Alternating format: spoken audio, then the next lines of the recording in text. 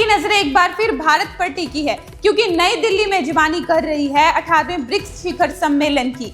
ये सिर्फ एक मीटिंग नहीं बल्कि बदलती दुनिया की आवाज है। एक तरफ भारत के विदेश मंत्री डॉक्टर एस जयशंकर ने ब्रिक्स को स्थिरता का स्तंभ बताया है, तो दूसरी तरफ ईरान ने दिल्ली की धरती से अमेरिका को दो टूक जवाब दिया है। क्या ब्रिक्स अब पश्चिम देशों के वर्चस्व को चुनौती देने के लिए तैयार है?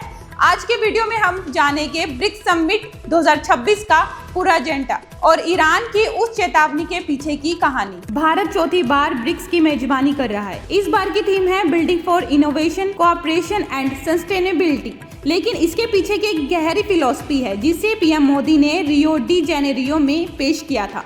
मानवता सबसे पहले। भारत का फोकस केवल आर्थिक विकास पर नहीं बल्कि डिजिटल हेल्थ, जल प्रबंधन और ग्लोबल साउथ की आवाज बनने पर है। आज भारत मंडपम में फैमिली फोटो के साथ इस 2 दिवसीय बैठक का आगाज हो चुका है, जिसमें रूस से लेकर ईरान तक के दुनिया के दिग्गज राजनयिक शामिल हुए हैं। विदेश मंत्री डॉक्टर एस जयशंकर ने अपनी ओपनिंग स्पीच में बहुत बड़ी बात बोली। उन्होंने कहा कि आज जब दुनिया संघर्षों और आर्थिक चुनौतियों से गुजर रही है, तब विकासशील देश ब्रिक्स की ओर एक रचनात्मक स्थिर करने की शक्ति के रूप में दिख रहे हैं। जयशंकर का संदेश साफ है, ब्रिक्स अब केवल एक गुट नहीं बल्कि एक समाधान है। भारत ने पिछली बार अध्यक्षता में जो नई दिल्ली घोषणा पत्र अपनाया था, उसे इस बार और आगे ले जाया जाएगा। इसमें आतंकवाद के खिलाफ सहयोग और डिजिटल टूल्स के जरिए सस्टेनेबल डेवलपमेंट पर खास जोर दिया जाएगा। इस बैठक का सबसे हाई वोल्टेज पल तब आया जब ईरानी विदेश मंत्री सैयद अब्बास अरागाची ने मंच संभाला। उन्होंने दिल्ली से सीधे अमेरिका पर हमला बोल दिया। अरागाची ने कहा कि ईरान पर हुए हमले गैर कानूनी और विस्तारवाद का नतीजा है।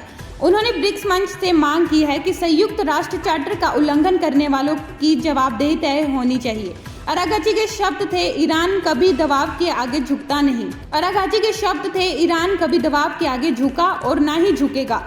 ये बयान इसलिए महत्वपूर्ण है क्योंकि ये दिखाता है कि भारत किस तरह अलग अलग विचारधारा वाले देशों को एक मेज पर लाने की कूटनीतिक क्षमता रखता है। बैठक में ब्राजील, रूस, दक्षिण अफ्रीका, मिस्र, इथियोपिया और इंडोनेशिया के विदेश मंत्री शामिल हैं। चीन और यूएई ने भी अपनी उच्च स्तरीय प्रतिनिधि भेजे हैं। 15 मई को होने वाले तीसरे स्तर में वैश्विक और क्षेत्रीय मुद्दों पर अंतिम चर्चा होगी।